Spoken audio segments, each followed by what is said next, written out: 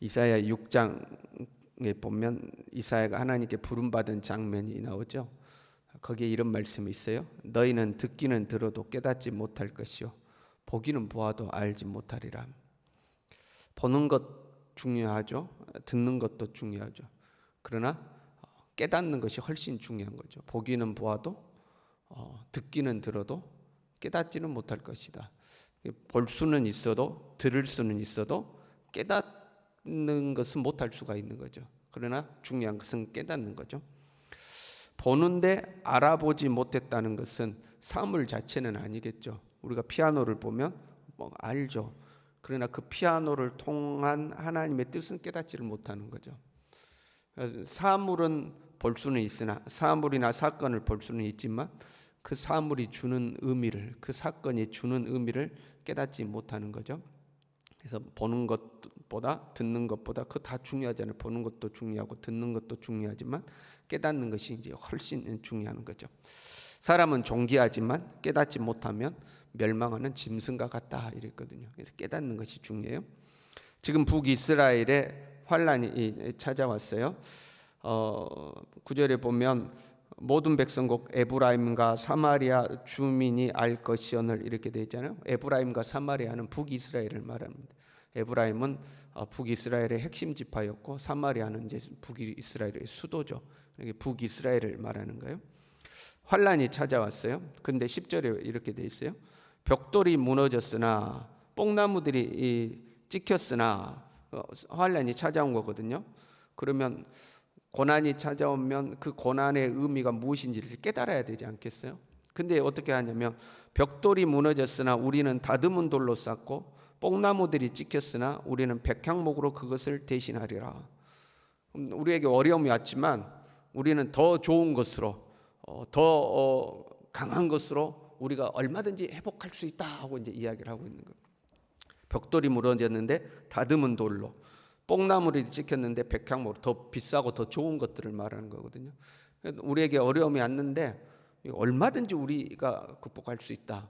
다듬은 돌로 한다고 그랬잖아요. 그러니까 자기들의 힘으로, 자기들이 돌을 다듬어 가지고 하는 거니까 우리의 힘으로 얼마든지 이 어려움을 극복할 수 있다, 할 수 있다, 하면 된다, 우리는 할 수 있다, 이제 이렇게 하는 거죠. 우리의 삶의 긍정적인 태도는 정말 중요하죠. 긍정적인 태도를 가지고 삶을 살아가는 것은 중요합니다. 쉽게 좌절하고 우울해하고 포기하고 그런 것보다 항상 긍정적으로 삶을 살아가는 것이 우리에게는 훨씬 좋죠. 그게 필요하죠. 그러나 항상 좋은 것은 아니죠. 깨달아야 할 때는 깨달아야 하는 겁니다. 그러니까 하나님께서 지금 고난을 통해서 이스라엘을 깨우치기를 원하는 거잖아요. 그럼 고난이 찾아오면 그 고난 앞에 겸손해지고 하나님 앞에 깨닫고 돌이켜야 되는데 고난이 찾아왔는데 오히려 할 수 있다, 해보자, 이겨낼 수 있다, 이 어려움을 극복할 수 있다 하고 오히려 긍정적으로 자신 있게 이제 이야기를 하는 거예요. 깨달아야 할 때 깨닫지 못하고 자기 자신들의 힘으로 이 문제를 해결할 수 있다고 여기는 태도에 대해서 그들이 교만하고 완악한 마음으로 이렇게 표현하고 있어요. 그걸 오히려 교만이라고 하는 거예요.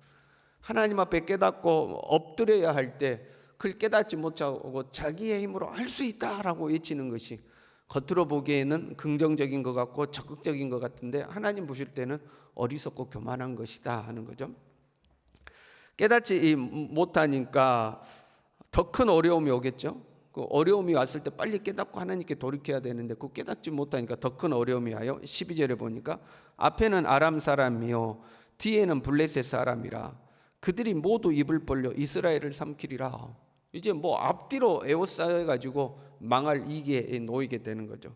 그런데 13절에 그리하여도 그 백성이 자기들을 치시는 이에게로 돌아오지 아니하며 만군의 여호와를 찾지 아니하도다.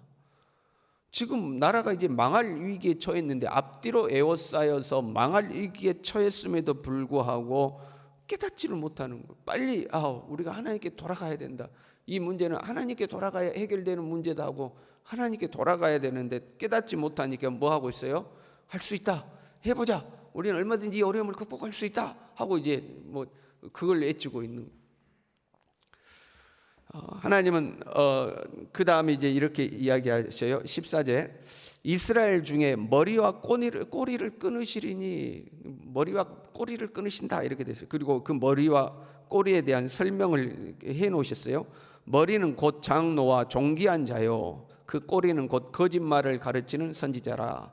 이게 지도자들을 하나님께서 치시겠다 이렇게 돼 있어요.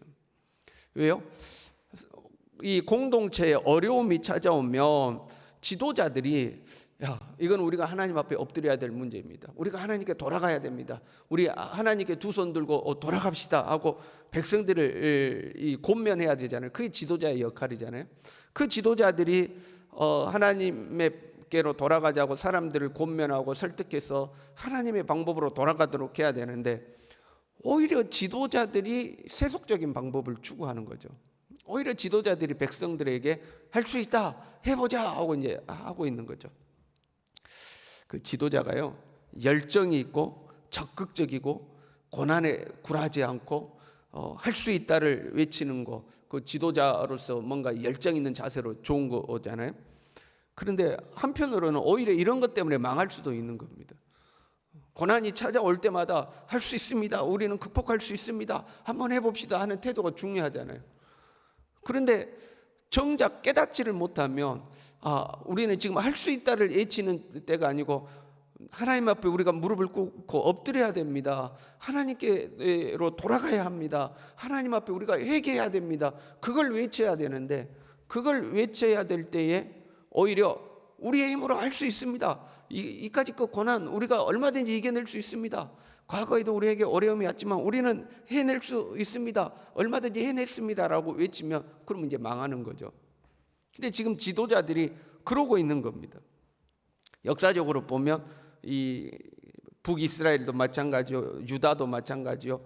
이 정세가 어려워지고 국가적 위기가 찾아오니까 이 지도자들이라고 소위 말하는 사람들이 하나님 앞에 엎드리지 않고 아수르를 의지해야 된다, 아니다, 애굽을 의지해야 된다, 애굽의 도움을 삼아서 우리가 이겨낼 수 있다, 아니다, 아수르를 의지해야 이겨낸다고 정치적으로 이제 싸우고 있는 거죠.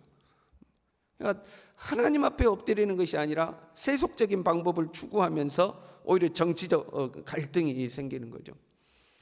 그러면 선지자들이라도 깨어 있어야 되지 않겠습니까? 선지자들이라도 깨어서 하나님의 뜻을 선포하고 그렇게 하는 게 아니다, 지도자들을 향해서 또 사람들을 향해서 그렇게 하는 게 아니다, 하나님의 뜻은 우리가 하나님께로 돌아가는 거다, 우리가 하나님 앞에 잘못되었기 때문에 이 고난이 찾아온 거다, 하나님 앞에 돌아가자, 회개하라 하고 외쳐야 되지 않겠어요? 그런데 선지자들은 곧 거짓말을 가르친다 이렇게 되어 있어요. 이 선지자들이 정치적 앞잡이가 되는 거죠. 그 역사적으로 보면서 궁중 선지자들이 있잖아요. 궁궐에 거하면서 왕의 입맛에 맞는 애언을 하는 선지자들이 있죠. 궁궐 선지자들이죠.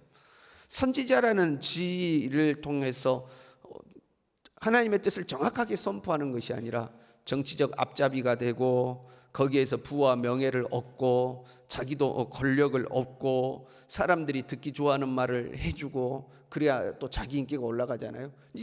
그런 선지자로서의 삶을 사는 거예요. 16절에 이렇게 되어 있습니다. 백성을 인도하는 자가 그들을 미혹하니 인도를 받는 자들이 멸망을 당하는도다.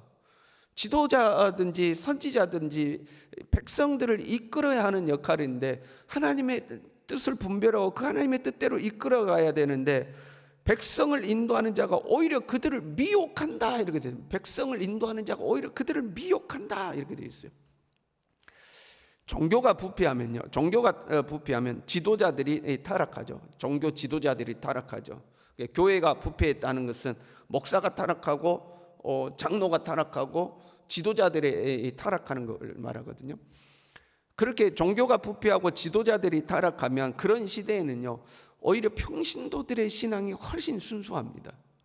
목사는 그냥 뭐 부패하고 장로도 그냥 정치적이 되고 뭐 지도자들에 있는 사람들이 뭐 세속적인 명예나 뭐 이런 걸 추구하고 이럴 때에 그나마 순수함을 유지하는 것들은 이제 평신도를 드릴 때가 많죠. 평신도들은 그래도 신앙의 순수함을 유지하고 그러죠. 그러면 그런 성도들을 보고 지도자들이 깨닫고 돌이키는 것이 아니라 오히려 지도자들이 그런 성도들을 미혹하죠. 집사님, 꼭 그렇게 하는 것만이 하나님이 기뻐하시는 것은 아닙니다. 이렇게 사는 것도 얼마든지 신앙의 자유가 있고 하나님 앞에 기쁨이 될 수 있습니다 하고, 오히려 지도자들이 그 순수한 신앙을 가지고 있는 성도들을 그렇게 신앙생활 하는 것은 꼭 옳은 것은 아니다 하고 그 아름다운 말로 미혹하는 경우가 있죠. 이것이 신앙의 자유요, 이것이 선한 길이요 하고 아름다운 말로 포장해서 믿음보다는 현실을, 신앙보다는 부와 명예를 추구하도록 만들죠. 그러면서 그게 신앙의 자유다고 이제 아름다운 말로 포장하죠. 그 이제 지도자들이 성도들을 미혹하는 거죠. 그렇게 살아도 괜찮습니다. 꼭 그렇게 막 신앙생활을 그렇게 막 철저히 하는 것은 옛날 방식이고, 꼭 그렇게 새벽마다 나와서 기도 안 해도 됩니다. 꼭 교회 나와서 기도 안 해도 됩니다. 꼭 그렇게 주일날 예배, 교회 나와서 예배 드린다고 다 되는 건 아닙니다.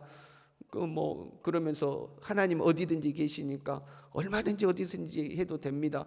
그 아름다운 말로, 좋은 말로 이렇게 포장을 하죠.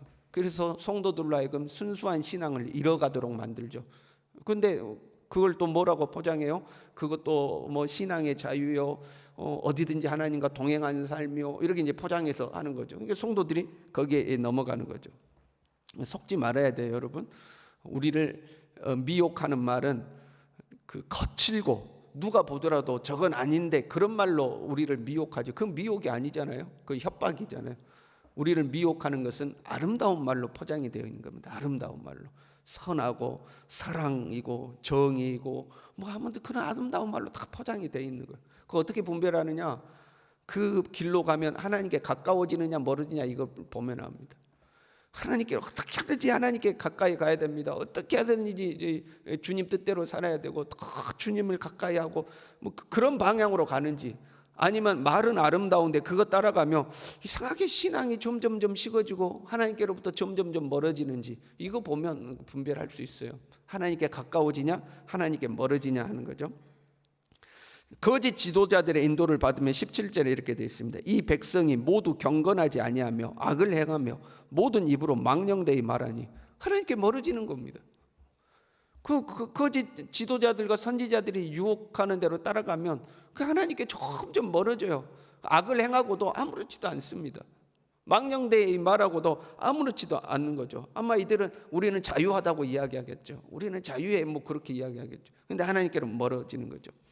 그러다가 결국 19절에 이 땅이 불탈이니, 결국 이제 하나님의 진노의 심판 아래 놓이게 되죠.